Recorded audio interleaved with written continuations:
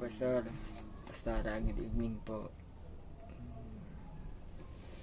Sobra ko po kayo na-appreciate. Hindi lang tuwing appreciation day, kundi dahil sa mga prayer na kung saan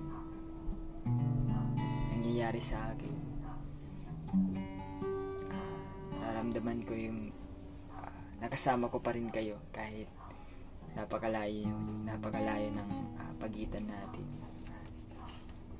Na-appreciate ko po yung tulong ninyo, hindi lang sa financial kundi alam kong ibinabakan nyo din ako sa panalangin. Salamat at mapasalamat ako sa Panginoon na kayo yung naging magulang ko sa pananampalataya. Salamat sa Panginoon dahil isang pastor na seryoso talagang naglilingkod sa Panginoon. Isang pastora na seryosong naglilingkod sa Panginoon. Nakikita ko yung sarili ko na malayong hindi ko marating yung kalooban sa akin ng Panginoon dahil kayo yung mga naging magulang ko sa pananampalataya. Kaya nagpapasalamat ako sa Panginoon at sa inyo din personally. Maraming salamat dahil sa mga time na ginugol nyo para sa akin.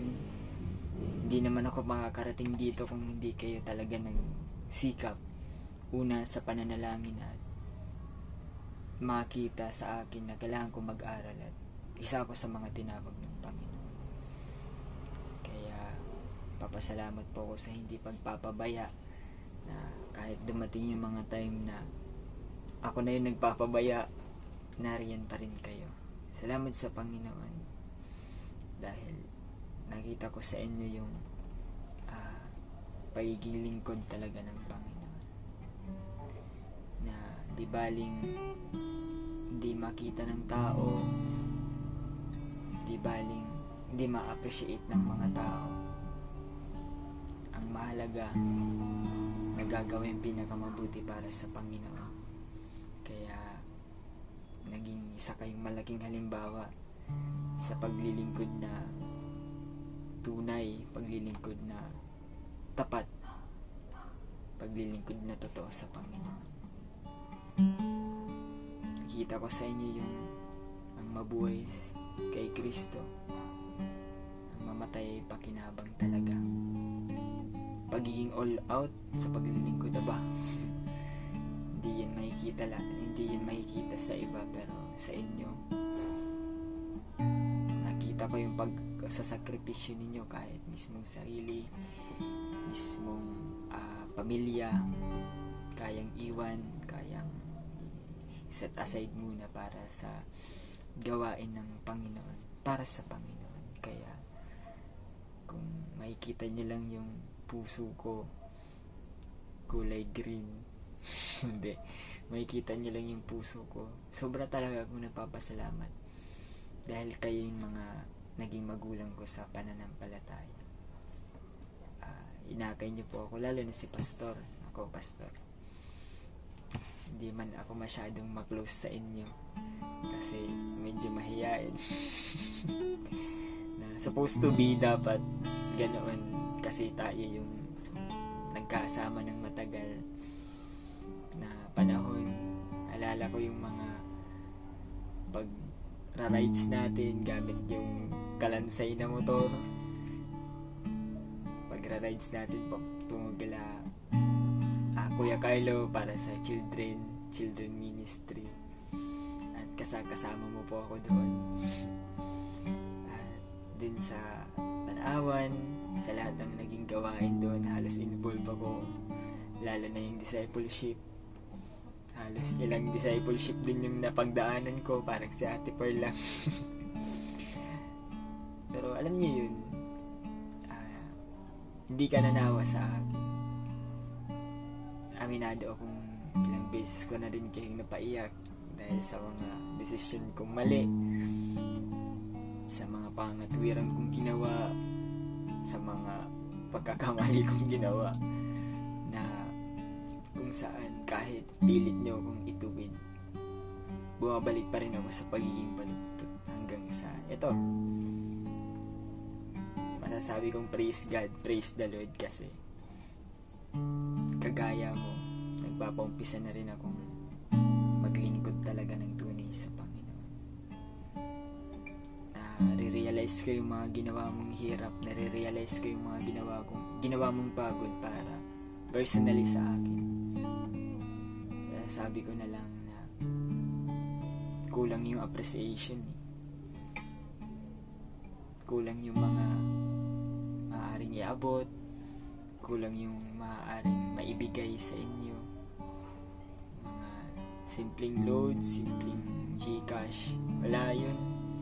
Napakaliit na bagay kumpara din sa nagawa niyo po para sa akin.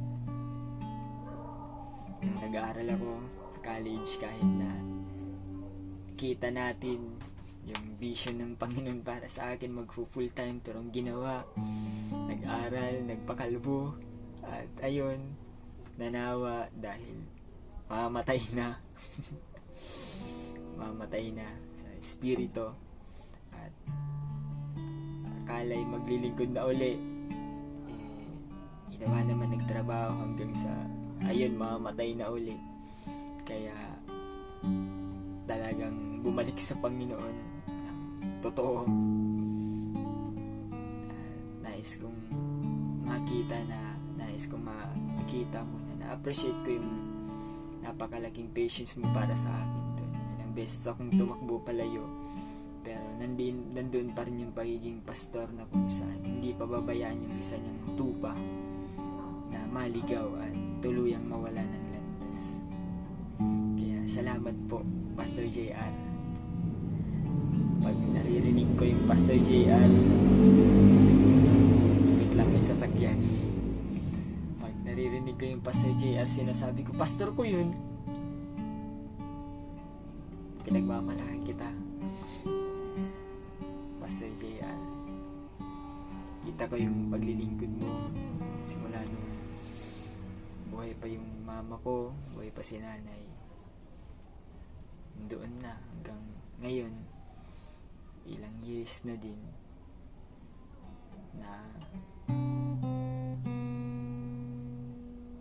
nagpapatuloy. Kahit anong hirap, kawalan, pag meron, tuloy lang. Naalala ko yung mga yung mga ginawa nating pagmimisyon, mga mission natin na kasama ko. Kahit wala, napakatibay ng pananampalataya, kung saan sa daan na tatagpuan yung pera, hindi dun sa preparasyon paalis, kundi habang nakaalis na. At ganoon yung pananampalataya ng pastor na meron ako. Kaya pag dumarating sa punto na walang-wala ako, sasabi ko na lang, hindi, may pananampalataya ako eh. Nung kami nga, nung kasama ko ng pastor, nagkaroon, paano pa kaya ako? Parehas kami ng pinaglilingkuran. Tumatak sa akin lahat ng mga napagdaanan yung nananampalataya ng pastor na meron ako. Kaya pag dumarating sa punto na walang-wala ako, sasabi ko na lang, hindi, may pananampalataya ako eh. Nung kami nga, nung kasama ko ng pastor, nagkaroon, paano pa kaya ako? Parehas kami ng pinaglilingkuran. Tumatak sa akin lahat ng mga napagdaanan yung nasumpungan ko, yung mga pag-iyak nyo sa harapan namin dahil sa mga problema, pagsubok ng simbahan. Pero isa yung nakita ko,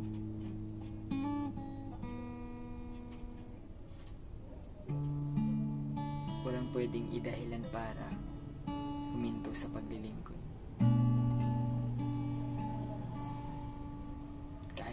kasakitan, kabilaang kasiraan na kung iisipin natin, pakikiramdaman natin, naglilingkod ako sa Panginoon para din to sa inyo, para to sa mga kaluluwa nyo na hindi kayo mapunta din sa impyerno. Pero wala yung pagiging patay sa sarili.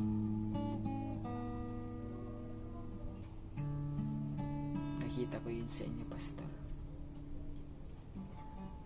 Kalimutan yung sariling emosyon, kalimutan yung sariling pagpapasya alang-alang sa gawain ng Panginoon, kalimutan yung mga nakasakit sa inyo, kalimutan yung mga nakapagpalungkot sa inyo, at palitan ito ng, pastor ako, aalagaan kita, aakayin kita dun sa kalooban ng Panginoon.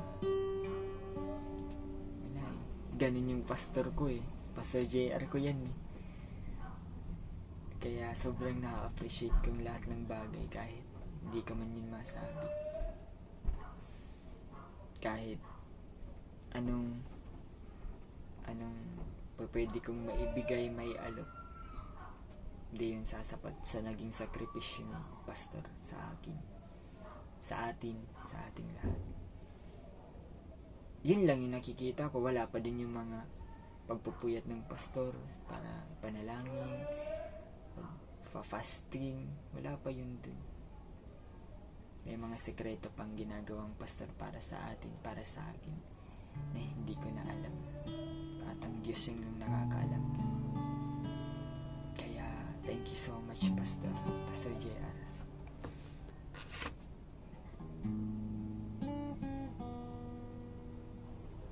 Isang malaking halimbawa, isang pastor na masasabi kong modelong pastor para sa mga pastor natin, yung Pastor JR na meron tayo. Kaya maraming salamat po, na-appreciate ko po lahat ng bagay. At 12 minutes na po maging kay Pastor Ruchi bilang magulang. Maraming salamat po. Yung pagiging ina, muli kong naramdaman simula nung nawala yung mother ko. Yan si Pastor Ruchi, naging magulang ko yan. Salamat sa mga time na binigay niyo po sa akin, sa mga panalangin, sa mga pagbibigay ng paalala, pagbibigay ng tamang desisyon, pagtatama, pagbibigay ng pagkakataon na mag-isip ka basta ito yung mangyayari. Salamat din sa mga paglilingkod natin na magkasama tayo. Pinaka-challenge natin talaga yung sa Palo, saan ba yun? Kapirawan ata yun dun kila ate, pangalan nun yung mama ni Claude, dun nakita ko dun yung paglilingkod na gaano man kalayo, gaano man kasarap yung pagkain. tuloy sa paglilingkod. Kawalan ng ganito, ganyan, tuloy pa rin sa paglilingkod.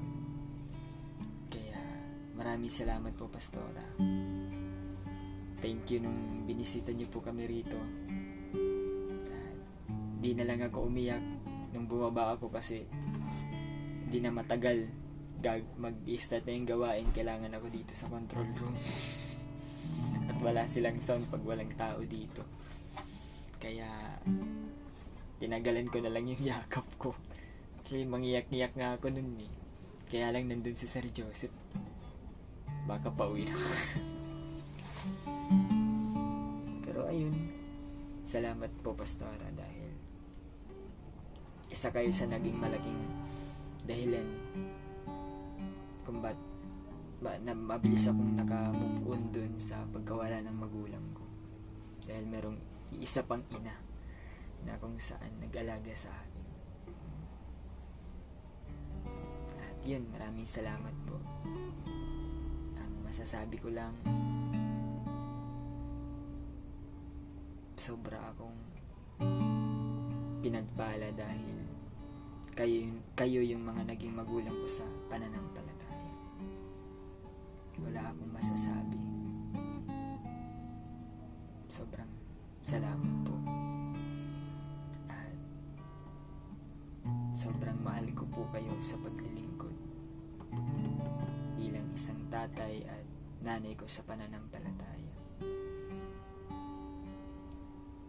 Tinulungan niyo po akong humakbang tungo sa kalooban ng Panginoon. Kaya ito ako ngayon, purihin ng Panginoon, gagraduate na sa Bible School at kakasama ulit tayo.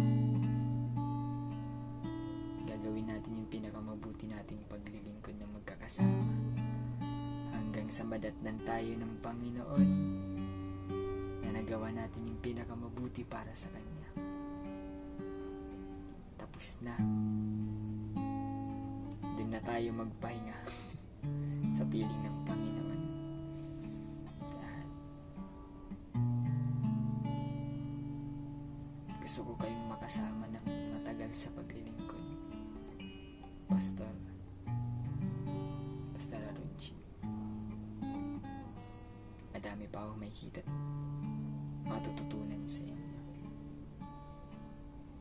Kaya pag-uwi ko, huwag niyo po akong hayaan na makadistansya sa inyo ng kaunti. Utusan niyo po ako ng utusan hanggang sa lumagablab yung apoy na nasa sa akin. Kaya salamat po. Excited po akong makita kayo at makasama. At sama-sama natin gagawin ang pinapagawa sa atin ng Panginoon. Di ba may background music ako? Kaya salamat po. Purihin ang Panginoon sa mga buhay niyo. Pagpalain kayong palagi ng Panginoon. Thank you po at minamahal ko po kayo, aking mga magulang sa pananampalataya.